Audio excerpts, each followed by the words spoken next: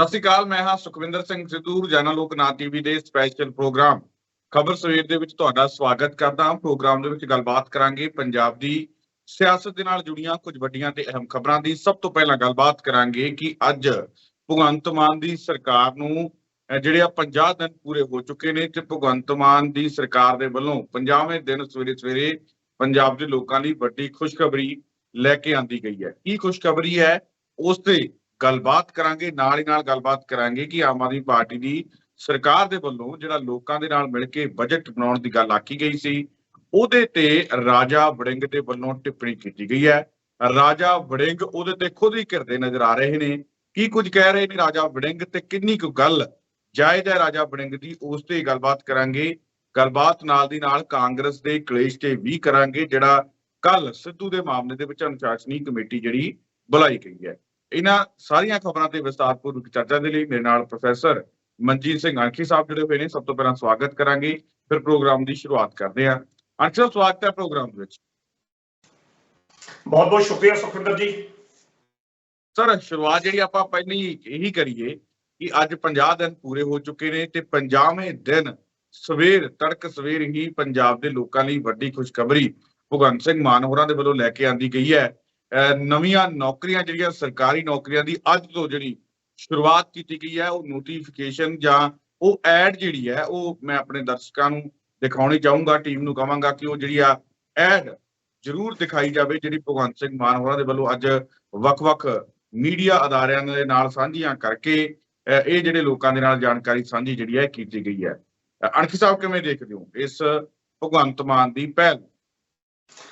ਸੁਖਵਿੰਦਰ ਜੀ, ਜਿਸ ਤਰ੍ਹਾਂ ਅੱਜ ਭਗਵੰਤ ਮਾਨ ਨੇ 26,454 ਪੋਸਟਾਂ ਜਿਹੜੀਆਂ ਐਡਵਰਟਾਈਜ਼ ਕੀਤੀਆਂ ਨੇ ਵੱਖ-ਵੱਖ ਮਹਿਕਮਿਆਂ ਦੇ ਵਿੱਚ, ਅਤੇ ਉਹ ਮੇਰਾ ਖਿਆਲ 43 ਦੇ ਕਰੀਬ ਮਹਿਕਮੇ ਨੇ ਜਿਨ੍ਹਾਂ ਦੇ ਵਿੱਚ ਸਰਕਾਰ ਦੇ ਇਹ ਨੌਕਰੀਆਂ ਕੱਢੀਆਂ ਨੇ। ਗਰੁੱਪ ਸੀ ਔਰ ਗਰੁੱਪ ਡੀ ਦੀਆਂ ਇਹਦੇ ਵਿੱਚ ਕੁਝ ਏ ਦੀਆਂ ਵੀ ਨੌਕਰੀਆਂ ਹਨ, ਔਰ ਬਕਾਇਦਾ ਤੌਰ ਤੇ ਗਿਣਤੀ ਔਰ ਪੋਰਟਲ ਦਾ ਨਾਮ ਜਿਹੜਾ ਉਹ ਦਿੱਤਾ ਗਿਆ ਹੈ। ਔਰ ਇਹਦੇ ਨਾਲ ਹੀ ਨਾਲ ਪੁਲਿਸ ਦੇ ਵਿੱਚ 10,315 ਜਾਂ 16 ਜਿਹੜੀਆਂ ਪੋਸਟਾਂ ਗਰੁੱਪ ਸੀ ਦੀਆਂ ਕੱਢੀਆਂ ਗਈਆਂ ਨੇ। ਤਾਂ ਪੰਜਾਬ ਦੇ ਲੋਕਾਂ ਵਾਸਤੇ, ਖਾਸ ਤੌਰ ਤੇ ਪੰਜਾਬ ਦੇ ਨੌਜਵਾਨਾਂ ਵਰਗ ਵਾਸਤੇ ਇਹ ਇੱਕ ਖੁਸ਼ੀ ਦੀ ਗੱਲ ਹੈਗੀ, ਜ਼ਰੂਰ ਇੱਕ ਬੜਾ ਵੱਡਾ ਹਲਾਰਾ। ਕਿਉਂਕਿ ਆਮ ਤੌਰ ਤੇ ਜਿਹੜੀਆਂ ਰਵਾਇਤੀ ਪਾਰਟੀਆਂ ਦੀਆਂ ਪਿਛਲੇ ਦੌਰ ਦੀਆਂ ਸਰਕਾਰਾਂ ਰਹੀਆਂ ਨੇ, ਉਹ ਇਹੋ ਜਿਹੀਆਂ ਨੌਕਰੀਆਂ ਜਦੋਂ ਅਖੀਰਲਾ ਸਾਲ ਹੁੰਦਾ ਸੀ ਉਦੋਂ ਕੱਢਦੀਆਂ ਹੁੰਦੀਆਂ ਸੀ, ਤੇ ਉਦੋਂ ਪ੍ਰੋਸੈਸ ਚਲਾਉਣਾ ਜਦੋਂ ਕੋਈ 7-8 ਮਹੀਨੇ ਚੋਣਾਂ ਦੇ ਵਿੱਚ ਰਹਿ ਜਾਣੇ, ਤੇ ਫਿਰ ਪ੍ਰੋਸੈਸ ਸ਼ੁਰੂ ਕਰਦਿਆਂ ਖਤਮ ਕਰਦਿਆਂ ਉਹਨਾਂ ਚੋਂ ਅਗਲੀ ਸਰਕਾਰ ਆ ਜਾਣੀ, ਤੇ ਲੋਕਾਂ ਦੀਆਂ ਅੱਖਾਂ ਦੇ ਵਿੱਚ ਘੱਟਾ ਹੀ ਪਾਇਆ ਜਾਂਦਾ ਸੀ, ਜਾਂ ਲੋਕਾਂ ਦਾ ਜਾਂ ਖਾਸ ਤੌਰ ਤੇ ਨੌਜਵਾਨੀ ਵਰਗ ਦਾ ਜਿਹੜਾ ਸ਼ੋਸ਼ਣ ਆ ਬੀਤੇ ਸਮੇਂ 'ਚ ਜਿਸ ਤਰੀਕੇ ਨਾਲ ਸਰਕਾਰਾਂ ਕਰਦੀ ਰਹੀਆਂ ਉਹ ਸਾਹਮਣੇ ਹੁੰਦਾ ਰਿਹਾ। ਪਰ ਜੇਕਰ ਭਗਵੰਤ ਮਾਨ ਨੇ ਆਪਣੀ ਸਰਕਾਰ ਦੇ ਅੱਜ 50ਵੇਂ ਦਿਨ ਹੀ ਇੱਕ ਇਸ਼ਤਿਹਾਰ ਕੱਢ ਕੇ ਬਕਾਇਦਾ ਤੌਰ ਤੇ ਨੌਕਰੀ ਦਾ ਪੋਰਟਲ ਜਿਹੜਾ ਖੋਲ ਦਿੱਤਾ ਗਿਆ ਕਿ ਅਪਲਾਈ ਹੁਣ ਦੇਖਦੇ ਨੇ ਕਿ ਕਿੰਨੀ ਤਰੀਕ ਤੱਕ ਜਾਂ ਹਰ ਮਹਿਕਮੇ ਦੀਆਂ ਅਲੱਗ-ਅਲੱਗ ਕਿਸ ਤਰੀਕੇ ਦੀਆਂ ਸ਼ਰਤਾਂ ਨਿਰਧਾਰਿਤ ਕੀਤੀਆਂ ਗਈਆਂ ਨੇ, ਤਾਂ ਘੱਟ ਤੋਂ ਘੱਟ ਨੌਜਵਾਨ ਵਰਗ ਵਾਸਤੇ ਇਹ ਇੱਕ ਚੰਗਾ ਜਿਹੜਾ ਮੈਸੇਜ ਜਿਹੜਾ ਉਹ ਹੈਗਾ। ਤੇ ਸਰਕਾਰ ਹੁਣ ਲੋਕਾਂ ਦੇ ਵਿੱਚ ਇਸ ਦਾ ਕੀ ਜਾਂਦਾ ਪ੍ਰਤੀਕਰਮ ਜਾਂ ਲੋਕ ਕਿਸ ਤਰੀਕੇ ਨਾਲ ਇਸ ਨੂੰ ਲੈਂਦੇ ਨੇ, ਘੱਟ ਤੋਂ ਘੱਟ ਭਗਵੰਤ ਮਾਨ ਨੇ ਇੱਕ ਗਰੰਟੀ ਜਿਹੜੀ ਆ ਉਹ ਤਾਂ ਜਿਹੜੀ ਪੂਰੀ ਕੀਤੀ। ਹੁਣ ਵੇਖਣ ਵਾਲਾ ਸਮਾਂ ਹੋਵੇਗਾ ਕਿ ਅਗਲੇ ਸਮੇਂ ਦੇ ਵਿੱਚ ਕਿਹੋ ਜਿਹਾ ਇਸ ਦਾ ਜਿਹੜਾ ਪ੍ਰਤੀਕਰਮ ਆ ਜਾਂ ਇਹੋ ਜਿਹਾ ਰੁਝਾਨ ਜਿਹੜਾ ਇਸ ਦਾ ਰਹਿੰਦਾ ਆ। ਰੁਝਾਨ ਤੋਂ ਭਾਵ ਇਹ ਆ ਕਿ ਇਹ ਜਿਹੜੀ ਭਰਤੀ ਹੋਵੇਗੀ ਹੁਣ ਇਹਨਾਂ ਮਹਿਕਮਿਆਂ ਦੇ ਵਿੱਚ, ਉਹਦੇ ਵਿੱਚ ਪਾਰਦਰਸ਼ਤਾ ਕਿੰਨੀ ਕੁ ਵਰਤੀ ਜਾਏਗੀ। ਸਭ ਤੋਂ ਜ਼ਰੂਰੀ ਪੱਖ ਜਿਹੜਾ ਪਾਰਦਰਸ਼ਤਾ ਦਾ ਹੈ ਕਿ ਇਹਦੇ ਵਿੱਚ ਵੀ ਭਾਈ ਭਤੀਜਾਵਾਦ ਪੂਰਾ ਜ਼ੋਰ ਦਿੱਤਾ ਜਾਊਗਾ, ਕਿਉਂਕਿ ਜੇ ਉਸ ਤੇ ਬਦਨਾਮੀ ਹੋਗੀ ਤਾਂ ਫਿਰ ਸਰਕਾਰ ਦੀ ਬਦਨਾਮੀ ਜਿਹੜੀ ਆ ਉਹ ਰੋਕੀ ਨਹੀਂ ਜਾ ਸਕੂਗੀ। ਮੈਨੂੰ ਲੱਗਦਾ ਕਿ ਪਾਰਦਰਸ਼ਤਾ ਤੇ ਪੂਰਾ ਜ਼ੋਰ ਭਗਵੰਤ ਮਾਨ ਜਿਹੜੀ ਉਮੀਦ ਹੈ ਕਿ ਦੇਣਗੇ। ਅਣਖੀ ਸਾਹਿਬ, ਨਾਲ ਦੀ ਨਾਲ ਮੈਂ ਇਹ ਵੀ ਗੱਲ ਪੁੱਛਣਾ ਚਾਹੂੰਗਾ ਕਿ ਪਹਿਲਾਂ ਜਿਹੜੇ ਆ ਲੋਕ ਇਹ ਗੱਲਾਂ ਕਹਿ ਰਹੇ ਸੀਗੇ ਕਿ ਨੋਟੀਫਿਕੇਸ਼ਨ ਨਹੀਂ ਜਾਰੀ ਕਰ ਰਹੇ ਭਗਵੰਤ ਸਿੰਘ ਮਾਨ, ਹੁਣ ਕੀ ਲੱਗਦਾ ਹੈ ਕਿ ਅੱਜ ਤੋਂ ਕਿਹੜੀਆਂ ਨੌਕਰੀਆਂ ਦੀ ਜਿਹੜੇ ਨੋਟੀਫਿਕੇਸ਼ਨ ਜਿਹੜੇ ਹੋ ਚੁੱਕੇ ਨੇ, ਤਾਂ ਕਿਵੇਂ ਦੇਖਦੇ ਹੋ ਇਹ ਜਾਣਕਾਰੀ ਜੇ ਆਪਣੇ ਦਰਸ਼ਕਾਂ ਨਾਲ ਆਪਾਂ ਸਾਂਝੀ ਕਰੀਏ ਕਿ ਕਦੋਂ ਤੋਂ ਇਹ ਜਿਹੜੇ ਆ ਨੋਟੀਫਿਕੇਸ਼ਨ ਜਾਰੀ ਨੇ? ਦੇਖੋ, ਇਹਦੇ ਵਿੱਚ ਬਕਾਇਦਾ ਤੌਰ ਤੇ 26,454 ਜਿਹੜੀਆਂ ਪੋਸਟਾਂ ਕੱਢੀਆਂ ਨੇ, ਤੇ ਉਹਨਾਂ ਅੱਗੇ ਮਹਿਕਮੇ 43 ਦੇ ਕਰੀਬ ਮਹਿਕਮੇ ਨੇ ਜਿਨ੍ਹਾਂ ਦੇ ਵਿੱਚ ਉਹਨਾਂ ਨੇ ਕਿਹਾ ਆ ਕਿ ਇਹ ਪੋਸਟਾਂ ਹੋਣਗੀਆਂ।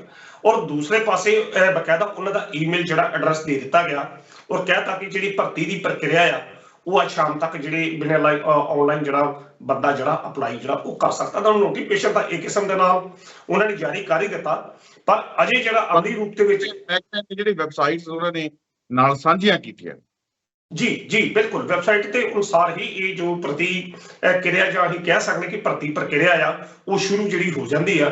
ਤਾਂ ਜੇਕਰ ਭਰਤੀ ਪ੍ਰਕਿਰਿਆ ਇਹਨਾਂ ਵੈਬਸਾਈਟਾਂ ਦੇ ਅਨੁਸਾਰ ਜਿਸ ਤਰੀਕੇ ਨਾਲ ਉਹਨਾਂ ਨੇ ਉੱਪਰ ਹੀ ਲਿਖਿਆ ਕਿ ਬੰਦਾ ਅਪਲਾਈ ਕਰ ਸਕਦਾ ਜਾਂ ਪੋਰਟਲ ਜਿਹੜਾ ਖੁੱਲ ਚੁੱਕਾ, ਤਾਂ ਇਟ ਮੀਨਸ ਕਿ ਜਿਹੜਾ ਨੋਟੀਫਿਕੇਸ਼ਨ ਆ ਉਹ ਜਾਰੀ ਹੋ ਚੁੱਕਾ। ਨੋਟੀਫਿਕੇਸ਼ਨ ਦਾ ਅਮਲੀ ਰੂਪ ਦੇ ਵਿੱਚ ਤਾਂ ਇਹ ਤਾਂ ਦੂਜੇ ਪਾਸੇ ਵਿਰੋਧੀ ਤਰ੍ਹਾਂ ਦੀਆਂ ਸਰਕਾਰਾਂ ਨੇ ਇਹੋ ਜਿਹੇ ਪੱਖ ਜਿਹੜੇ ਆ ਉਹ ਵੇਖਣ ਹੁੰਦੇ ਕਿ ਕਿਸ ਮੁੱਦੇ ਤੇ ਸਰਕਾਰ ਨੂੰ ਘੇਰਦਾ।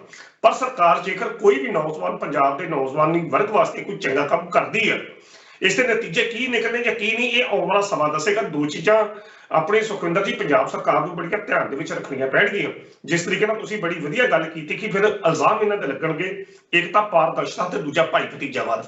ਕਿਤੇ ਇਸ ਤਰ੍ਹਾਂ ਨਾ ਹੋਵੇ ਕਿ ਬੀਤੇ ਦੌਰ ਦੇ ਵਿੱਚ ਜਿਸ ਤਰੀਕੇ ਨਾਲ ਰਵਾਇਤੀ ਪਾਰਟੀਆਂ ਦੇ ਜਿਹੜੇ ਮੰਤਰੀ ਸੀ, ਸਾਬਕਾ ਵਿਧਾਇਕ ਜਿਹੜੇ ਨੇ ਜਾਂ ਸਾਬਕਾ ਮੰਤਰੀ ਨੇ ਵਿਧਾਨ ਸਭਾ ਦੇ ਵਿੱਚ ਆਪਣੀ ਭਤੀਜੀ ਨੂੰ ਭਰਤੀ ਕਰਾ ਕੇ ਤੇ ਤਨਖਾਹ ਉਹਦੀ ਕਲਰਕ ਦੀ ਲੈ ਲੈਂਦੇ ਰਹੇ ਨੇ, ਕਿਤੇ ਇਹੋ ਜਿਹਾ ਰੁਝਾਨ ਜਿਹੜਾ ਇਹਨਾਂ ਭਰਤੀਆਂ ਦੇ ਵਿੱਚ ਇਹਨਾਂ ਵਿਧਾਇਕਾਂ ਆਮ ਆਦਮੀ ਪਾਰਟੀ ਦੇ ਵਿਧਾਇਕਾਂ ਤੋਂ ਵੇਖਣ ਨੂੰ ਨਾ ਮਿਲੇ। ਇਸ ਕਰਕੇ ਇਹਦੇ ਉੱਤੇ ਵੀ ਇੱਕ ਸਕਰੀਨਿੰਗ ਕਮੇਟੀ ਜਿਹੜੀ ਆ ਪੰਜਾਬ ਸਰਕਾਰ ਨੂੰ ਚਾਹੀਦਾ ਕਿ ਬਣਾ ਕੇ ਰੱਖੇ ਭਗਵੰਤ ਮਾਨ ਹੋਣਾ ਦੀ ਸਰਕਾਰ, ਤਾਂ ਜੋ ਲੋਕਾਂ ਨਾਲ ਜਿਹੜੇ ਕੀਤੇ ਵਾਅਦੇ ਨੇ ਖਾਸ ਤੌਰ ਤੇ ਨੌਜਵਾਨਾਂ ਵਰਗ ਨੂੰ ਕਿ ਮੈਂ ਪ੍ਰਵਾਸ ਵਿਦੇਸ਼ ਦੇ ਵਿੱਚ ਨਹੀਂ ਜਾਣਾ, ਲੋਕ ਇੱਥੇ ਨੌਕਰੀਆਂ ਕਰਨਗੇ। ਚੰਗੀ ਗੱਲ ਆ ਕਿ ਜੇਕਰ ਮਾਵਾਂ ਦੇ ਪੁੱਤ ਜਿਹੜੇ ਨੇ ਪ੍ਰਦੇਸ਼ਾਂ ਦੀ ਧਰਤੀ ਤੇ ਨਾ ਜਾ ਕੇ ਆਪਣੇ ਹੀ ਦੇਸ਼ ਵਿੱਚ ਰੋਜੀ ਰੋਟੀ ਖਾਣ ਤੇ ਪਰਿਵਾਰ ਜਿਹੜੇ ਇਕੱਠੇ ਜੁੜੇ ਰਹਿਣ, ਤਾਂ ਦੋ ਚੀਜ਼ਾਂ ਦੀ ਜ਼ਿੰਮੇਵਾਰੀ ਹੁਣ ਜਿਹੜੀ ਪੰਜਾਬ ਸਰਕਾਰ ਦੀ ਹੋਰ ਵੱਜੇਗੀ। ਇੱਕ ਤਾਂ ਪਾਰਦਰਸ਼ਤਾ ਤਾਂ ਦੂਜਾ ਭਾਈ ਭਤੀਜਾਵਾਦ ਤੋਂ ਮੁਕਤ ਹੋਣਾ। ਬਾਕੀ ਇਹ ਪੋਰਟਲ ਦੀ ਜਿਹੜੀਆਂ ਅਸਲ ਚੀਜ਼ਾਂ ਨੇ, ਸ਼ਰਤਾਂ ਨੇ ਹਰ ਮਹਿਕਮੇ ਦੀਆਂ ਵੱਖਰੀਆਂ ਵੱਖਰੀਆਂ ਕਿ ਨੌਕਰੀ ਦੀ ਉਮਰ ਦੀ ਮਿਆਦ ਸੀਮਾ ਕੀ ਹੋਏਗੀ, ਵਿਦਿਅਕ ਯੋਗਤਾ ਕੀ ਹੋਏਗੀ, ਇਹ ਉਸ ਵੈਬਸਾਈਟ ਦੇ ਵਿੱਚ ਪੂਰਨ ਤੌਰ ਤੇ ਦਿੱਤਾ ਗਿਆ ਆ। ਪਰ ਮੈਂ ਹੁਣ ਸਵੇਰੇ ਜਦੋਂ ਇਸ਼ਤਿਹਾਰ ਆਇਆ ਤਾਂ ਮੈਂ ਦੋ ਵੈਬਸਾਈਟਾਂ ਖੋਲ ਕੇ ਵੇਖੀਆਂ, ਪਰ ਅਜੇ ਤੱਕ ਉਹ ਵੈਬਸਾਈਟ ਅਪਡੇਟ ਜਿਹੜੀਆਂ ਨਹੀਂ ਹੋਈਆਂ। ਮੇਰਾ ਮੁੱਦਾ ਸੀ ਪੰਜਾਬ ਪੁਲਿਸ ਦੀ ਜਿਹੜੀ ਭਰਤੀ ਖੁੱਲੀ ਹੈ ਉਸ ਨੂੰ ਵੇਖਣ ਦਾ, ਪਰ ਅਜੇ ਤੱਕ ਜਿਹੜੀ ਪੰਜਾਬ ਪੁਲਿਸ ਦਾ ਜਿਹੜੀ ਵੈਬਸਾਈਟ ਆ ਉਹਦੇ ਉੱਤੇ ਨਵੀਂ ਐਡਵਰਟਾਈਜ਼ਮੈਂਟ ਜਿਹੜੀ ਆ ਉਹ ਸ਼ੋ ਅਜੇ ਨਹੀਂ ਜੇ ਹੋ ਰਹੀ। ਜੀ ਲੱਗਦਾ ਕਿ ਅੱਜ ਬੈਠਕ ਤੋਂ ਬਾਅਦ ਹੋ ਸਕਦਾ ਹੈ ਕਿ ਕੋਈ ਸਮਾਂ ਦਿੱਤਾ ਗਿਆ ਹੋਵੇ ਕਿ ਇਸ ਸਮੇਂ ਤੋਂ ਬਾਅਦ ਇਹ ਖੁੱਲ ਜੂਗੀ? ਜੀ ਇਹ ਕੁਝ ਹੋ ਸਕਦਾ, ਪਰ ਅਜੇ ਤੱਕ ਤਾਂ ਕੋਈ ਇਹੋ ਜਿਹੀ ਗੱਲ ਮੈਂ ਕਿਉਂਕਿ ਇਹ ਚੈੱਕ ਕਰਨ ਦੀ ਪ੍ਰਕਿਰਿਆ ਦੇ ਨਾਲ ਜਦੋਂ ਆਪਾਂ ਗੱਲ ਹੈ, ਕੱਲ ਅੱਜ ਰਾਤ ਆਪਾਂ ਇੱਕ ਸਾਂਝੀ ਵੀ ਕੀਤੀ ਸੀਗੀ ਕਿ ਕੱਲ ਭਗਵੰਤ ਮਾਨ ਫੈਸਲਾ ਲੈਣ ਜਾ ਰਹੇ ਨੇ, ਯਾਨੀ ਕਿ ਭਾਵ ਅੱਜ ਰਾਤ ਦੇ ਪ੍ਰੋਗਰਾਮ ਦੇ ਵਿੱਚ ਆਪਾਂ ਗੱਲਬਾਤ ਜਿਹੜੀ ਆ ਉਹ ਕੀਤੀ ਸੀ। ਹਾਲਾਂਕਿ ਹੋ ਸਕਦਾ ਕਿ ਕੁਝ ਸਮੇਂ ਤੱਕ ਜਿਹੜਾ ਇਹ ਆਫੀਸ਼ੀਅਲੀ ਤੌਰ ਤੇ ਭਗਵੰਤ ਸਿੰਘ ਮਾਨ ਹੁਣੀ 50ਵੇਂ ਦਿਨ ਲੋਕਾਂ ਦੇ ਸਾਹਮਣੇ ਆਉਣ, ਵੀਡੀਓ ਜਾਰੀ ਕਰਨ ਤੇ ਫਿਰ ਦੱਸਣ, ਇਹੋ ਜਿਹੀ ਜਿਹੜੀ ਗੱਲਬਾਤ ਕੁਝ ਹੀ ਸਮੇਂ ਦੇ ਵਿੱਚ ਹੋ ਸਕਦੀ ਹੈ। ਤਾਂ ਫਿਲਹਾਲ ਜਾਣਕਾਰੀ ਜਿਹੜੀ ਇਹੀ ਹੈ ਤੇ ਭਗਵੰਤ ਮਾਨ ਦੀ ਸਰਕਾਰ ਦੇ ਵੱਲੋਂ ਐਡਵਰਟਾਈਜ਼ਮੈਂਟ ਵੀ ਜਿਹੜੀ ਜਾਰੀ ਕੀਤੀ ਗਈ ਹੈ ਇਹਨਾਂ ਨੌਕਰੀਆਂ ਦੇ ਸੰਬੰਧੀ, ਉਹ ਵੀ ਤੁਹਾਨੂੰ ਅਸੀਂ ਦਿਖਾਈ ਹੈ। ਅਗਲੀ ਖਬਰ ਦੀ ਅਣਖੀ ਸਾਹਿਬ ਆਪਾਂ ਗੱਲਬਾਤ ਕਰ ਲਈਏ। ਰਾਤ ਆਪਾਂ ਗੱਲ ਕੀਤੀ ਸੀ ਕਿ ਜਿੱਥੇ ਆਮ ਆਦਮੀ ਪਾਰਟੀ ਦਾ ਜਿਹੜਾ ਇਹ ਵਧੀਆ ਕਦਮ ਹੈ ਨੌਕਰੀਆਂ ਵਾਲਾ, ਉੱਥੇ ਹੀ ਉਹਨਾਂ ਨੇ ਬਜਟ ਦੀ ਗੱਲ ਕੀਤੀ ਸੀ ਤੇ ਬਜਟ ਦੇ ਵਿੱਚ ਗੱਲ ਕਹੀ ਸੀ ਕਿ ਅਜਿਹਾ ਬਜਟ ਬਣਾਵਾਂਗੇ ਕਿ ਪਿਛਲੇ 70-75 ਸਾਲਾਂ ਦੇ ਵਿੱਚ ਅਜਿਹਾ ਬਜਟ ਨਹੀਂ ਬਣਿਆ ਹੋਊ। ਰਾਤ ਇਹ ਗੱਲ ਕੀਤੀ ਕਿ ਭਾਈ ਪੈਸੇ ਤੁਹਾਡੇ ਕੋਲੇ ਹੈ ਨਹੀਂ ਤਾਂ ਫਿਰ ਬਜਟ ਬਣੂਗਾ ਕਿਵੇਂ 70 ਸਾਲਾਂ ਤੋਂ ਵਧੀਆ ਬਜਟ ਜਿਹੜਾ ਉਹ ਬਣੂਗਾ। ਤੇ ਚਲੋ ਉਹਦੇ ਤੇ ਆਪਾਂ ਗੱਲਬਾਤ ਕਰ ਲਈ ਹੈ। ਪਰ ਹੁਣ ਰਾਜਾ ਵੜਿੰਗ ਇਹ ਗੱਲ ਕਹਿ ਰਹੇ ਨੇ ਕਿ ਸੰਵਿਧਾਨਿਕ ਤੌਰ ਤੇ ਲੋਕਾਂ ਦੇ ਵਿੱਚ ਜਾਣ ਦਾ ਕੋਈ ਹੈ ਹੀ ਨਹੀਂ, ਤੁਸੀਂ ਬਜਟ ਬਣਾਉਣ ਦੇ ਲਈ ਇਹ ਨੁਟੰਕੀ ਹੈ, ਤੁਸੀਂ ਕਿਵੇਂ ਸੰਵਿਧਾਨਿਕ ਤੌਰ ਤੇ ਲੋਕਾਂ ਦੇ ਵਿੱਚ ਜਾ ਕੇ ਇਹ ਲੋਕਾਂ ਨੂੰ ਵਿੱਚ ਲੈ ਕੇ ਆਉਂਗੇ, ਉਹਦੇ ਵਿੱਚ ਤਾਂ ਕੋਈ ਕ੍ਰਾਈਟੇਰੀਆ ਹੀ ਹੈ ਨਹੀਂ ਲੋਕਾਂ ਦੀ ਸਲਾਹ ਲੈਣ ਦਾ ਜਾਂ ਕੁਛ ਅਜਿਹੀਆਂ ਗੱਲਾਂ ਬਾਤਾਂ। ਮੈਨੂੰ ਲੱਗਦਾ ਰਾਜਾ ਵੜਿੰਗ ਭੁੱਲ ਗਏ ਕਿ ਪੰਜਾਬ ਦੇ ਲੋਕਾਂ ਦੇ ਅਖਤਿਆਰ ਜਿਹੜੇ ਆ ਉਹ ਐਮਐਲਏ ਨੂੰ ਦਿੰਦੇ ਆ ਸੀਐਮ ਚੁਣਨ ਦੇ, ਤਾਂ ਫਿਰ ਤੁਸੀਂ ਅੱਗੇ ਲਿਖ ਕੇ ਅਧਿਕਾਰ ਜਿਹੜੇ ਆ ਉਹ ਆਪਣੀ ਹਾਈ ਕਮਾਨ ਨੂੰ ਦੇ ਦਿੰਦੇ ਹੋ ਕਿ ਭਾਈ ਅਸੀਂ ਨਹੀਂ ਚੁਣਨੇ, ਤੁਸੀਂ ਚੁਣੋ ਅੱਗੇ ਜਿਹੜਾ ਹੈਗਾ ਮੁੱਖ ਮੰਤਰੀ। ਤਾਂ ਫਿਰ ਉਹ ਅਧਿਕਾਰ ਜਿਹੜੇ ਉਹ ਸੰਵਿਧਾਨਿਕ ਤੌਰ ਤੇ ਅਧਿਕਾਰ ਹੈਗੇ ਆ। ਮੈਨੂੰ ਲੱਗਦਾ ਰਾਜਾ ਵੜਿੰਗ ਜਿਹੜੀ ਆਪਦੇ ਦੌਰ ਜਿਹੜੇ ਆਪਦਾ ਸਮਾਂ ਜਿਹੜਾ ਉਹ ਭੁੱਲਦੇ ਜਾ ਰਹੇ ਨੇ। ਕਿਵੇਂ ਦੇਖਦੇ ਹੋ ਰਾਜਾ ਵੜਿੰਗ ਜਿਹੜਾ ਇਹ ਨੁਕਸ ਕੱਢ ਰਹੇ ਨੇ ਆਮ ਆਦਮੀ ਪਾਰਟੀ ਦੇ ਵਿੱਚ ਜਿਹੜਾ? ਸੁਖਵਿੰਦਰ ਜੀ ਬੜੀ ਵਧੀਆ ਤੁਸੀਂ ਇਹ ਜਿਹੜੀ ਭੂਮਿਕਾ ਇਸ ਪ੍ਰਸ਼ਨ ਦੇ ਸੰਬੰਧ 'ਚ ਬਿਆਨ ਕੀਤੀ ਹੈ। ਮੈਨੂੰ ਇਸ ਬਿਆਨ ਨੂੰ ਪੜ੍ਹ ਕੇ ਜਾਂ ਸੁਣ ਕੇ ਰਾਜਾ ਵੜਿੰਗ ਦੇ ਬੌਧਿਕ ਸਤਰ ਤੇ ਜਾਂ ਬੌਧਿਕ ਪੱਧਰ ਤੇ ਤਰਸ ਹੁੰਦਾ। ਮਤਲਬ ਉਹ ਕਹਿ ਰਿਹਾ ਕਿ ਲੋਕ ਕੌਣ ਹੁੰਦੇ ਨੇ ਸਰਕਾਰ ਬਜਟ ਬਣਾਉਣ ਵਾਲੇ। ਜੇ ਸਰਕਾਰ ਹੈਗੀ, ਸਰਕਾਰ ਦੀ ਡਿਊਟੀ ਹੈ ਬਜਟ ਬਣਾਉਣੀ। ਬੰਦਾ ਪੁੱਛੇ ਰਾਜਾ ਵੜਿੰਗ ਨੂੰ ਇੱਕ ਸਵਾਲ ਸਿੱਧਾ ਹੀ ਆ ਕਿ ਜੇਕਰ ਇਹ ਸਰਕਾਰਾਂ ਕੌਣ ਬਣਾਉਂਦਾ, ਲੋਕ ਬਣਾਉਂਦੇ ਨੇ ਆਪਣੀ ਵੋਟ ਦੇ ਨਾਲ। ਵੋਟ ਲੋਕ ਪਾਉਂਦੇ ਨੇ, ਐਮਐਲਏ ਚੁਣੇ ਜਾਂਦੇ ਨੇ, ਐਮਐਲਏ ਫਿਰ ਮੁੱਖ ਮੰਤਰੀ ਜਾਂ ਪ੍ਰਧਾਨ ਮੰਤਰੀ ਮਾਫ ਕਰਦਾ ਮੁੱਖ ਮੰਤਰੀ ਚੁਣਦੇ ਨੇ ਤੇ ਲੋਕਾਂ ਦੀਆਂ ਵੋਟਾਂ ਦੇ ਨਾਲ ਹੀ ਪ੍ਰਧਾਨ ਮੰਤਰੀ ਚੁਣੇ ਜਾਂਦੇ ਨੇ। ਤੇ ਜੇਕਰ ਤੁਹਾਨੂੰ ਇਸ ਗੱਲ ਤੇ ਇਤਰਾਜ਼ ਆ ਕਿ ਲੋਕਾਂ ਦੇ ਸੁਝਾਅ ਜਿਹੜੇ ਨੇ ਆਮ ਆਦਮੀ ਪਾਰਟੀ ਨਹੀਂ ਲੈ ਸਕਦੀ ਬਜਟ ਦੇ ਸੰਬੰਧ ਦੇ ਵਿੱਚ, ਲੋਕ ਕੌਣ ਹੁੰਦੇ ਨੇ, ਤਾਂ ਫਿਰ ਤਾਂ ਇਹ ਵੀ ਗੱਲ ਕੱਲ ਨੂੰ ਤੁਸੀਂ ਇੰਨੀ ਗੱਲ ਵੀ ਕਹਿ ਦਿਓ ਕਿ ਹਾਂ ਵੀ ਵੋਟਾਂ ਪਾਉਣ ਦੀ ਕੋਈ ਜ਼ਰੂਰਤ ਨਹੀਂ ਆ, ਜਿਹੜੀਆਂ ਪਾਰਟੀਆਂ ਹਨ ਉਹ ਆਪਸ ਦੇ ਵਿੱਚ ਸਮਝੌਤਾ ਕਰ ਲੈਣ ਤੇ ਠੀਕ ਆ, ਆਪਣੇ ਤਰੀਕੇ ਦੇ ਨਾਲ ਅਸੀਂ ਆਪੇ ਹੀ MLA ਚੁਣ ਲਿਆ ਕਰਾਂਗੇ, ਆਪੇ ਹੀ ਮੁੱਖ ਮੰਤਰੀ ਚੁਣ ਲਿਆ ਕਰਾਂਗੇ ਤੇ ਆਪੇ ਹੀ ਸਾਰਾ ਕੁਝ ਕਰਾਂਗੇ। ਇਹ ਵਿਅਕਤੀ ਦਾ ਬੌਧਿਕ ਪੱਧਰ ਜਿਹੜਾ ਰਾਜੇ ਵੜਿੰਗ ਦਾ ਸਾਹਮਣੇ ਆਉਂਦਾ ਕਿ ਉਹਦੀ ਸੋਚ ਦੀ ਜਿਹੜੀ ਸੀਮਾ ਆ, ਉਹਦੀ ਸੀਮਾ ਜਾਂ ਸਰਹੱਦ ਕਿੱਥੋਂ ਤੱਕ ਵਿਅਕਤੀ ਸੋਚ ਸਕਦਾ। ਸਿਰਫ ਇਹੋ ਹੀ ਤੱਕ, ਜਿਸ ਤਰ੍ਹਾਂ ਭਗਵੰਤ ਮਾਨ ਇੱਕ ਦਿਨ ਕਹਿ ਰਿਹਾ ਸੀ ਕਿ ਭਈ ਤੁਸੀਂ ਆਲੋਚਨਾ ਕਰਨੀ ਹੈ, ਸਿਰਫ ਆਲੋਚਨਾ ਕਰਕੇ ਆਲੋਚਨਾ ਕਰਨੀ ਹੈ, ਤੁਸੀਂ ਕੋਈ ਮੁੱਦੇ ਜੇ ਚੁੱਕਣੇ ਨੇ ਤਾਂ ਇਹੋ ਜਿਹੇ ਗੰਭੀਰ ਮੁੱਦੇ ਚੁੱਕੋ ਜਿਹੜੇ ਪੰਜਾਬ ਦੇ ਲੋਕਾਂ ਦੇ ਨਾਲ ਸੰਬੰਧਿਤ ਮੁੱਦੇ ਨੇ। ਮਾਈਨਿੰਗ ਦਾ ਮੁੱਦਾ ਨਵਜੋਤ ਸਿੱਧੂ ਇਨੇ ਦਿਨਾਂ ਦਾ ਚੁੱਕਣ ਡਿਆ, ਉਹਦੇ ਸੰਬੰਧ 'ਚ ਤੁਹਾਡੇ ਕੋਲ ਇੱਕ ਸ਼ਬਦ ਵੀ ਨਹੀਂ ਆ। ਸ਼ਰਾਬ ਦੀ ਨੀਤੀ ਕੀ ਹੋਣੀ ਚਾਹੀਦੀ ਤਾਮਿਲਨਾਡੂ ਦੇ ਵਿੱਚ, ਜਾਂ ਕਿਸ ਤਰੀਕੇ ਨਾਲ ਵਿੱਤੀ ਜਿਹੜਾ ਬੋਝ ਆ ਪੰਜਾਬ ਦਾ ਉਹ ਘਟਾਇਆ ਜਾਵੇ ਤੇ ਵਿੱਤੀ ਵਸੀਲੇ ਵਧਾਏ ਜਾਣ, ਇਹਦੇ ਮੁੱਦੇ ਤੇ ਤੁਸੀਂ ਸਰਕਾਰ ਘੇਰੋ। ਤੇ ਜਾਂ ਤੁਸੀਂ ਸਰਕਾਰ ਨੂੰ ਘੇਰਨ ਦਾ ਕੇਵਲ ਮਤਲਬ ਹੀ ਇਹ ਆ ਕਿ ਅਸੀਂ ਆਲੋਚਨਾ ਕਰਨੀ ਆ, ਕੋਈ ਵੀ ਕੰਮ ਕਰੋ, ਪਰ ਇਹਦੇ ਨਾਲ ਤੁਸੀਂ ਆਪਣਾ ਹੀ ਜਿਹੜਾ ਜਲੂਸ ਆ ਕਿਉਂ ਕਢਾ ਕੇ ਬਹਿ ਜਾਂਦੇ ਜੀ।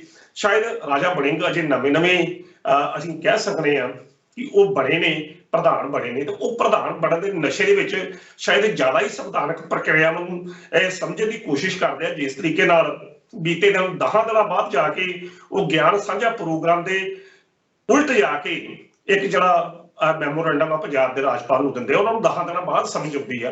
ਤੇ ਅੱਜ ਇੱਕ ਬਿਆਨ ਜਿਹੜਾ ਉਹਨਾਂ ਦਾ ਹੋਰ ਸਾਹਮਣੇ ਆ ਜਾਂਦਾ ਕਿ ਜੇਕਰ ਲੋਕਾਂ ਨੇ ਬਜਟ ਬਣਾਉਣਾ ਤਾਂ ਫਿਰ ਸਰਕਾਰ ਦੀ ਕੀ ਜ਼ਰੂਰਤ ਆ।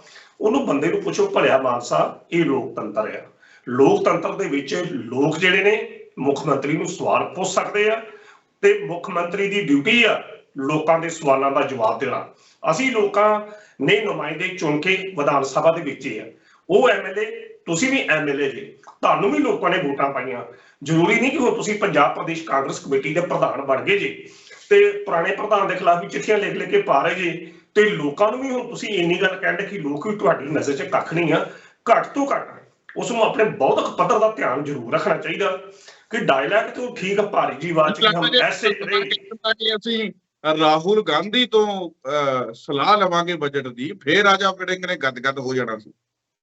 ਨਹੀਂ, ਉਹ ਤਾਂ ਕੁਦਰਤੀ ਤੌਰ ਤੇ ਮੈਂ ਤੇ ਦੋ ਚੀਜ਼ਾਂ ਕਹਿਣਾ ਹੁੰਦਾ ਕਿ ਜੇਕਰ ਇਹ ਪੰਜਾਬ ਕਾਂਗਰਸ ਦੇ ਵਿੱਚ ਹਰ ਬੰਦਾ ਹੀ ਆਪਣੇ ਆਪ ਨੂੰ ਖਲੀਫਾ ਸਮਝਦਾ, ਇਹ ਪਿਛਲੇ ਦੌਰ ਦੇ ਵਿੱਚ ਤੇ ਅੱਜ ਦੇ ਦੌਰ ਦੇ ਵਿੱਚ ਵੀ, ਚਾਹੇ ਉਹ ਮੰਤਰੀ ਸਾਬਕਾ ਮੰਤਰੀ ਹੋਣ, ਚਾਹੇ ਉਹ ਮੌਜੂਦਾ ਵਿਧਾਇਕ ਹੋਣ ਜਾਂ ਕੋਈ ਵੀ ਹੋਏ, ਉਹ ਸਮਝਦੇ ਕਿ ਜਿੰਨੀ ਸਮਝ ਰਾਜਤੰਤਰ ਚਲਾਉਣ ਦੀ ਸਾਨੂੰ ਆ, ਕਿਉਂਕਿ ਸਾਡੀ ਪਾਰਟੀ ਜਿਹੜੀ ਬਹੁਤ ਪੁਰਾਣੀ ਹੈ ਤਾਂ ਉਹਦੇ ਅਨੁਸਾਰ ਸਭ ਕੁਝ ਸਾਨੂੰ ਪਤਾ। ਪੁਰਾਣੀ ਪਾਰਟੀ ਆ ਜਿਹੜੀ, ਉਹਨਾਂ ਦੀ ਹਾਲਤ ਵੀ ਦੇਖ ਲਓ, ਦੇਸ਼ ਦੇ ਵਿੱਚ ਕੈਦ ਹੋਈ ਪਈ ਹੈ ਤੇ ਦੇਸ਼ ਦੀ ਰਾਜਧਾਨੀ ਦੇ ਵਿੱਚ ਸੀਟ ਇੱਕ ਵੀ ਹੈ ਨਹੀਂ ਪੁਰਾਣੀ ਪਾਰਟੀ ਦੇ ਕੋਲੇ। ਪਰ ਉਹਨਾਂ ਨੂੰ ਇੱਕ ਵਹਿਮ ਤਾਂ ਹੈਗਾ ਨਾ ਕਿ ਇਹ ਉਹ ਪਾਰਟੀ ਹੈ ਜਿਹੜੀ ਉਹ ਹਿਊਮਨ ਹੈ ਸੀ, ਪੰਡਿਤ ਜਵਾਹਰ ਲਾਲ ਨਹਿਰੂ, ਇੰਦਰਾ ਗਾਂਧੀ, ਉਹਨਾਂ ਕੋਲ ਇੱਕ ਬਹੁਤ ਪਿਛੋਕੜ ਆ ਦੱਸਣ ਵਾਲਾ ਕਿ ਅਸੀਂ ਇਹ ਕੁਝ ਕੀਤਾ।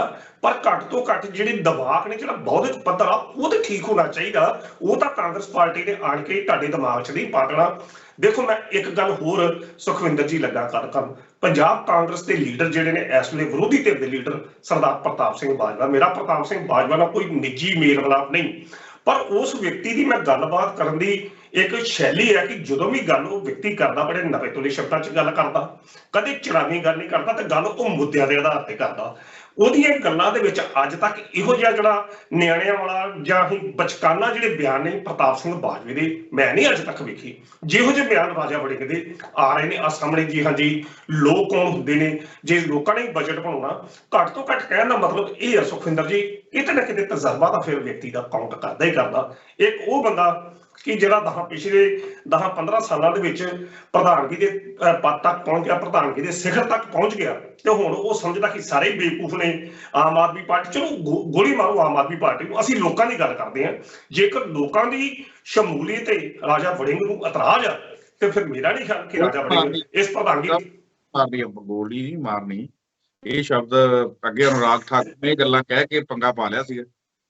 ਚਲੋ ਆਪਾਂ ਇਹ ਸ਼ਬਦ ਵਾਪਸ ਲੈ ਲੈਂਦੇ ਆ, ਆਪਾਂ ਇਹ ਸ਼ਬਦ ਵਾਪਸ ਲੈ ਲੈਂਦੇ। ਜੇਕਰ ਇਹ ਸ਼ਬਦਾਂ ਦੀ ਗੱਲ ਮੈਂ ਉਹਦੇ ਕੰਟੈਕਸਟ 'ਚ ਗੱਲ ਕਰ ਰਿਹਾ, ਮੈਂ ਲੋਕਾਂ ਦੀ ਗੱਲ ਕਰ ਰਿਹਾ ਕਿ ਭਗਵੰਤ ਮਾਫ ਕਰਨਾ, ਰਾਜਾ ਵੜਿੰਗ ਨੂੰ ਲੋਕਾਂ ਦੀ ਸ਼ਮੂਲੀਅਤ ਉੱਤੇ ਕੋਈ ਵੀ ਸਵਾਲ ਪ੍ਰਸ਼ਨ ਚਿੰਨ੍ਹ ਲਗਾਉਣ ਦਾ ਅਧਿਕਾਰ ਨਹੀਂ ਹੈਗਾ।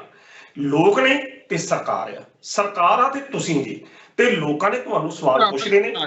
ਇਹ ਵਾਅਦਾ ਕੀਤਾ ਸੀਗਾ ਕਿ ਲੋਕ ਆਪਣੇ ਮੁਤਾਬਕ ਹੁਣ ਲੋਕ ਸਰਕਾਰ ਚਲਾਉਣਗੇ, ਤੇ ਜੇ ਲੋਕ ਰਾਏ ਲਈ ਜਾਂਦੀ ਹੈ ਤਾਂ ਫਿਰ ਉਹ ਬਹੁਤ ਵਧੀਆ ਕਦਮ ਹੈ। ਸਿਰਫ ਆਲੋਚਨਾ ਕਰਨ ਦੇ ਲਈ ਸਿਰਫ ਆਲੋਚਨਾ ਨਹੀਂ ਜਿਹੜੀ ਉਹ ਕੀਤੀ ਜਾਣੀ ਚਾਹੀਦੀ। ਠੀਕ ਆ, ਜੇ ਤੁਸੀਂ ਰਾਜਨੀਤੀ ਕਰਨੀ ਹੈ ਤੇ ਮੁੱਦਿਆਂ ਦੇ ਆਧਾਰ ਤੇ ਰਾਜਨੀਤੀ ਕਰੋ। ਜਿਸ ਤਰੀਕੇ ਦੇ ਨਾਲ ਨਵਜੋਤ ਸਿੰਘ ਵਿਰੋਧੀ ਧਿਰ ਦੇ ਲੀਡਰ ਵਾਲੀ, ਵਿਰੋਧੀ ਧਿਰ ਦੇ ਪ੍ਰਧਾਨ ਵਾਲੀ ਅਸਲੀ ਵਿਰੋਧੀ ਧਿਰ ਦੀ ਭੂਮਿਕਾ ਜਿਹੜੀ ਉਹ ਨਵਜੋਤ ਸਿੰਘ ਸਿੱਧੂ ਨਿਭਾ ਰਿਹਾ, ਇਹ ਤਾਂ ਆਪਸੀ ਕਲੇਸ਼ ਦੇ ਵਿੱਚ ਉਲਝੇ ਹੋਏ ਨੇ, ਇਹ ਤਾਂ ਆਪਸੀ ਲੀਡਰਾਂ ਨੂੰ ਮਨਾਉਣ ਦੇ ਵਿੱਚ ਲੱਗੇ ਹੋਏ ਨੇ, ਇਹਨਾਂ ਦਾ ਧਿਆਨ ਹੀ ਹੈ ਨਹੀਂ ਰਾਜਾ ਵੜਿੰਗ ਹੋਰਾਂ ਦਾ। ਠੀਕ ਆ, ਜੇ ਤੁਸੀਂ ਸਿਆਸਤ ਕਰਨੀ ਹੈ ਤਾਂ ਮੁੱਦਿਆਂ ਦੀ ਜਿਹੜੀ ਸਿਆਸਤ ਉਹ ਕਰਨੀ ਚਾਹੀਦੀ ਹੈ। ਹੁਣ ਆਪਾਂ ਇਹਨਾਂ ਦੇ ਕਲੇਸ਼ ਤੇ ਹੀ ਆ ਜਾਂਦੇ ਹਾਂ।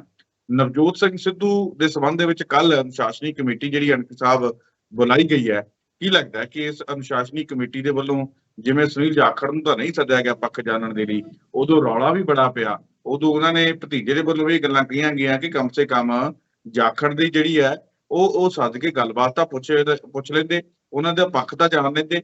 ਤਾਂ ਉਦੋਂ ਜਿਹੜਾ ਉਦੋਂ ਪਹਿਲਾਂ ਅਨੁਸ਼ਾਸਨੀ ਕਮੇਟੀ ਜਿਹੜੀ ਸਿਫਾਰਿਸ਼ ਕਰ ਚੁੱਕੀ ਸੀ ਕਿ ਜਾਖੜ ਨੂੰ 2 ਸਾਲ ਹੀ ਸਸਪੈਂਡ ਕੀਤਾ ਜਾਵੇ, ਤੇ ਬੇਸ਼ੱਕ ਹਾਈ ਕਮਾਨ ਦੇ ਵੱਲੋਂ ਇਹ ਫੈਸਲਾ ਜਿਹੜਾ ਨਹੀਂ ਲਿਆ ਗਿਆ ਸਸਪੈਂਡ ਕਰਨ ਦਾ, ਅਹੁਦੇ ਵਾਪਸ ਜ਼ਰੂਰ ਲੈ ਲਏ ਗਏ, ਅਹੁਦੇ ਪਹਿਲਾਂ ਹੀ ਹੈ ਨਹੀਂ ਸੀ, ਅਹੁਦੇ ਹੁਣ ਸਿੱਧੂ ਕੋਲੇ ਵੀ ਹੈ ਨਹੀਂ। ਤਾਂ ਕੀ ਲੱਗਦਾ ਕਿ ਅਨੁਸ਼ਾਸਨੀ ਕਮੇਟੀ ਨੇ ਜਿਹੜੀ ਜਾਖੜ ਵਾਰੀ ਕੀਤੀ ਗਲਤੀ ਹੈ ਉਹਨਾਂ ਦਾ ਪੱਖ ਨਹੀਂ ਜਾਣਿਆ ਗਿਆ, ਤੇ ਸਿੱਧੂ ਵਾਰੀ ਜਿਹੜੀ ਉਹ ਗਲਤੀ ਸੁਧਾਰੇਗੀ ਅਨੁਸ਼ਾਸਨੀ ਕਮੇਟੀ, ਜਾਂ ਫਿਰ ਆਪਣੇ ਵੱਲੋਂ ਇੱਕ ਪੱਖਪਾਤੀ ਜਾਂ ਆਪਾਂ ਕਰੀਏ ਇੱਕ ਪਾਸੜ ਜਿਹੜੀ ਰਿਪੋਰਟ ਸੌਂਪ ਦਊਗੀ? ਮੈਨੂੰ ਸੁਖਵਿੰਦਰ ਜੀ ਲੱਗਦਾ ਕਿ ਇੱਕ ਪਾਸੜ ਹੀ ਜਿਹੜੀ ਰਿਪੋਰਟ ਆ ਅਨੁਸ਼ਾਸਨੀ ਕਮੇਟੀ ਸੌਂਪ ਦੇਣੀ ਆ, ਕਿਉਂਕਿ ਜੋ ਪਿਛਲੀਆਂ ਸਥਿਤੀਆਂ ਦੱਸਦੀਆਂ ਨੇ ਇੰਨੀ ਅਨੁਸ਼ਾਸਨੀ ਕਮੇਟੀ ਦੇ ਵਿੱਚ ਇੰਨੀ ਮੇਰੇ ਖਿਆਲ ਜ਼ਰੂਰਤ ਨਹੀਂ ਜੇ ਹੈਗੀ ਕਿ ਉਹ ਨਵਜੋਤ ਸਿੰਘ ਸਿੱਧੂ ਨੂੰ ਸੱਦ ਕੇ ਉੱਥੇ ਬੁਲਾ ਕੇ ਕਹੇ ਕਿ ਤੁਸੀਂ ਆਪਣਾ ਪੱਖ ਸਪਸ਼ਟ ਕਰੋ, ਕਿਉਂਕਿ ਸ਼ਾਇਦ ਦੂਜੇ ਪਾਸੇ, ਕਿਉਂਕਿ ਉਹਨਾਂ ਨੂੰ ਵੀ ਪਤਾ ਕਿ ਦੂਜੇ ਪਾਸੇ ਸੁਨੀਲ ਜਾਖੜ ਵਰਗਾ ਬੰਦਾ ਨਹੀਂ ਬਲਕਿ ਨਵਜੋਤ ਸਿੰਘ ਸਿੱਧੂ ਆ। ਜੇਕਰ ਉਹਨਾਂ ਸਵਾਲ ਉਠਾਉਣੇ ਸ਼ੁਰੂ ਕਰਤੇ ਤਾਂ ਸ਼ਾਇਦ ਅਨੁਸ਼ਾਸਨੀ ਕਮੇਟੀ ਨੂੰ ਇੰਨੀ ਗੱਲ ਦਾ ਪਤਾ ਲੱਗ ਜਾਏ ਕਿ ਹਾਂ ਵੀ ਇਹ ਜਵਾਬ ਕੀ ਦੇਣਾ। ਇਹ ਵੀ ਸਥਿਤੀਆਂ ਜਿਹੜੀਆਂ ਪੈਦਾ ਹੋ ਸਕਦੀਆਂ ਨੇ। ਮੇਰਾ ਨਹੀਂ ਖਿਆਲ ਕਿ ਨਵਜੋਤ ਸਿੱਧੂ ਨੂੰ ਉੱਥੇ ਬੁਲਾ ਕੇ ਹਾਈਕਮਾਂਡ ਸੱਦੇਗੀ ਕਿ ਹਾਂ ਤੁਸੀਂ ਆਪਣਾ ਪੱਖ ਸਪਸ਼ਟ ਕਰੋ। ਹਾਂ, ਇਹ ਹੋ ਸਕਦਾ ਕਿ ਇਸ ਮਸਲੇ ਨੂੰ ਥੋੜਾ ਜਿਹਾ ਲਿਟੀਗਨ ਮਤਲਬ ਲਿੰਕ ਡਾਊਨ ਕਰਕੇ ਉਸ ਨੂੰ ਕਾਰਨ ਦੱਸੋ ਨੋਟਿਸ ਵੀ ਜਾਰੀ ਹੋ ਸਕਦਾ ਕਿ ਹਾਂ ਵੀ ਤੁਸੀਂ ਆਪਣਾ ਇਹ ਗੱਲਾਂ ਦੱਸੋ ਕਿ ਇਹ ਗੱਲਾਂ ਕਿਉਂ ਕੀਤੀਆਂ। ਪਰ ਦੂਜੇ ਪਾਸੇ ਜਿਸ ਤਰੀਕੇ ਦਾ ਕੱਲ ਦਾ ਟਵੀਟ ਨਵਜੋਤ ਸਿੰਘ ਸਿੱਧੂ ਹੁਣੀ ਦੇ ਚੁੱਕੇ ਆ ਕਿ ਮੈਂ ਆਪਣਿਆਂ ਦਾ ਜਵਾਬ ਜਿਹੜੇ ਦੋਸ਼ ਹੁੰਦੇ ਨੇ ਮੈਂ ਜਵਾਬ ਨਹੀਂ ਦਿੰਦਾ, ਉਹ ਵਕਤ ਦਿੰਦਾ, ਤਾਂ ਇਸ ਦਾ ਭਾਵ ਇਹ ਹੈ ਕਿ ਜੇਕਰ ਨਵਜੋਤ ਸਿੱਧੂ ਨੂੰ ਉੱਥੇ ਸੱਦੇ ਵੀ ਆ ਤਾਂ ਨਵਜੋਤ ਸਿੱਧੂ ਕਦੇ ਵੀ ਅਨੁਸ਼ਾਸਨੀ ਕਮੇਟੀ ਦੇ ਅੱਗੇ ਪੇਸ਼ ਨਹੀਂ ਹੋਵੇਗਾ, ਜਿਸ ਤਰੀਕੇ ਦਾ ਨਵਜੋਤ ਸਿੱਧੂ ਦਾ ਪਿਛਲਾ ਅਸੀਂ ਕਹਿ ਸਕਦੇ ਕਿ ਕਾਰਜ ਕਰ ਰਿਹਾ, ਕਿਉਂਕਿ ਉਹਨੇ ਕਹਿਣਾ ਕਿ ਮੈਂ ਕੋਈ ਵੀ ਅਜਿਹਾ ਦੋਸ਼ ਕੰਮ ਕੀਤਾ ਹੀ ਨਹੀਂ ਜਿਹੜਾ ਪਾਰਟੀ ਜਾਂ ਪਾਰਟੀ ਦੀਆਂ ਨੀਤੀਆਂ ਦੇ ਖਿਲਾਫ ਜਾਵੇ। ਮੈਂ ਤਾਂ ਮੁੱਦਿਆਂ ਦੀ ਗੱਲ ਕੀਤੀ ਆ ਤੇ ਉਹ ਮੁੱਦਿਆਂ ਦੀ ਗੱਲ ਮੈਂ ਉਸ ਵਕਤ ਵੀ ਕਰਦਾ ਰਿਹਾ ਜਦੋਂ ਪੰਜਾਬ ਦੱਸ ਵੀ ਨਹੀਂ ਪਾ ਰਹੇ ਅੰਕੀ ਸਾਹਿਬ ਲੀਡਰ ਕਿ ਨਵਜੋਤ ਸਿੰਘ ਸਿੱਧੂ ਨੇ ਗਲਤ ਕਿਹਾ ਕੀ ਹੈ। ਜਿਹੜੀਆਂ ਗੱਲਾਂ ਦੀ ਨਵਜੋਤ ਸਿੰਘ ਸਿੱਧੂ ਤੇ ਇਲਜ਼ਾਮ ਲੱਗ ਰਹੇ ਨੇ ਕਿ ਨਵਜੋਤ ਸਿੰਘ ਸਿੱਧੂ ਆਹ ਗੱਲਾਂ ਕਹਿੰਦੇ ਰਹੇ, ਉਹ ਗੱਲਾਂ ਕਹਿੰਦੇ ਰਹੇ, ਉਹ ਗੱਲਾਂ ਤਾਂ ਪੰਜਾਬ ਦਾ ਬੱਚਾ ਕਹਿੰਦਾ ਰਿਹਾ, ਤੇ ਉਹੀ ਗੱਲਾਂ ਦੇ ਕਰਕੇ ਸਰਕਾਰ ਨੂੰ ਲਾਂਭੇ ਕੀਤਾ ਗਿਆ। ਉਹ ਗਲਤੀਆਂ ਵਾਕਈ ਸੀਗੀਆਂ ਜੀ, ਬਿਲਕੁਲ ਉਹ ਤਾਂ ਗੱਲ ਹੈ ਹੀ ਹੈ ਕਿ ਜੇਕਰ ਰੇਤੇ ਦੇ ਮੁੱਦੇ ਤੇ ਜਾਂ ਉਹ ਮੁੱਦੇ ਜਿਹੜਾ ਨਵਜੋਤ ਸਿੰਘ ਸਿੱਧੂ ਉਠਾਉਂਦਾ ਰਿਹਾ, ਉਹਨਾਂ ਮੁੱਦਿਆਂ ਨੂੰ ਉਠਾ ਕੇ ਜੇਕਰ ਸਰਕਾਰ ਨੇ ਮਾਫ ਕਰਦਾ ਕਾਂਗਰਸ ਪਾਰਟੀ ਨੇ ਉਹ ਚੋਣਾਂ ਲੜੀਆਂ ਹੁੰਦੀਆਂ ਜਾਂ ਉਹ ਭ੍ਰਿਸ਼ਟ ਵਿਅਕਤੀਆਂ ਨੂੰ ਸਾਈਡਲਾਈਨ ਕੀਤਾ ਹੁੰਦਾ। ਇੱਕ ਪਾਸੇ ਉਸ ਸਮੇਂ ਦੇ ਵਿੱਚ ਮੁੱਖ ਮੰਤਰੀ ਦੇ ਭਣੇਵੇਂ ਦੇ ਘਰੋਂ 10 ਕਰੋੜ ਦੀ ਨਕਦ ਰਾਸ਼ੀ ਫੜੀ ਜਾਂਦੀ ਆ, ਰਾਹੁਲ ਗਾਂਧੀ ਆਣ ਕੇ ਫਿਰ ਲੁਧਿਆਣੇ 'ਚ ਉਹਦੀ ਪਿੱਠ ਥਾਪੜਦੇ ਤੇ ਉਹਨੂੰ ਫਿਰ ਮੁੱਖ ਮੰਤਰੀ ਦਾ ਐਲਾਨ ਜਿਹੜਾ ਸੰਭਾਵੀ ਮੁੱਖ ਮੰਤਰੀ ਦੇ ਰੂਪ 'ਚ ਕਰ ਜਾਂਦੇ ਆ।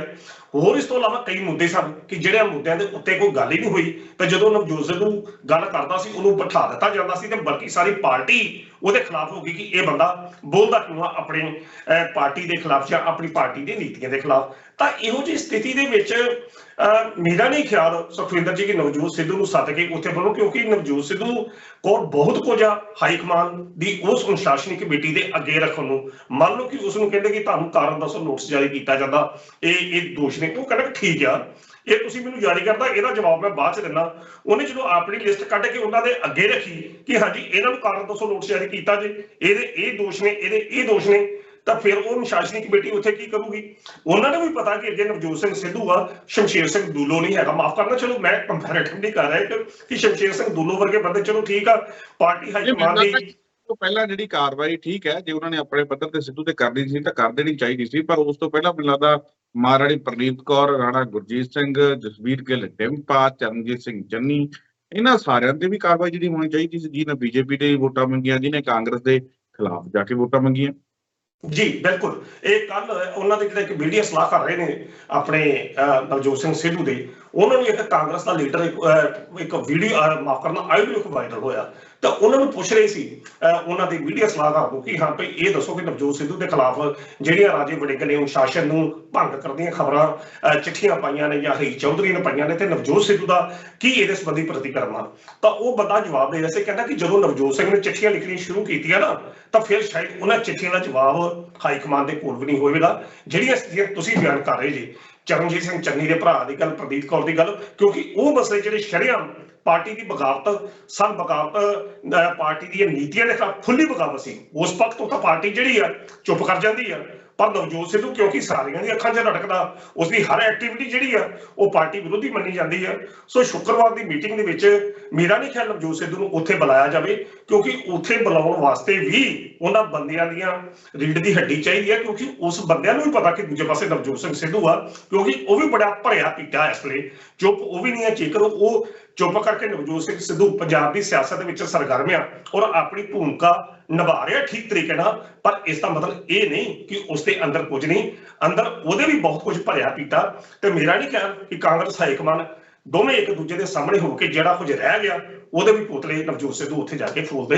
ਇਹੋ ਹੀ ਸਥਿਤੀ ਬਣੇਗੀ ਕਿ ਨਵਜੋਤ ਸਿੱਧੂ ਦੇ ਖਿਲਾਫ ਕਾਰਵਾਈ ਉਹਨਾਂ ਨੇ ਯਕੀਨਨ ਜਿਹੜੀ ਉਹ ਤੈਅ ਜਿਹੜੀ ਉਹ ਹੈਗੀ, ਉਹ ਕੱਲ ਦੀ ਮੀਟਿੰਗ ਦੇ ਵਿੱਚ ਪਤਾ ਲੱਗੇਗਾ ਜੀ। ਅੰਕਿਤ ਸਾਹਿਬ, ਤੁਸੀਂ ਸਾਡੇ ਨਾਲ ਪ੍ਰੋਗਰਾਮ ਦੇ ਵਿੱਚ ਜੁੜੇ, ਤੁਹਾਡਾ ਬਹੁਤ ਬਹੁਤ ਧੰਨਵਾਦ। ਬਹੁਤ ਬਹੁਤ ਸ਼ੁਕਰੀਆ ਸੁਖਵਿੰਦਰ ਜੀ।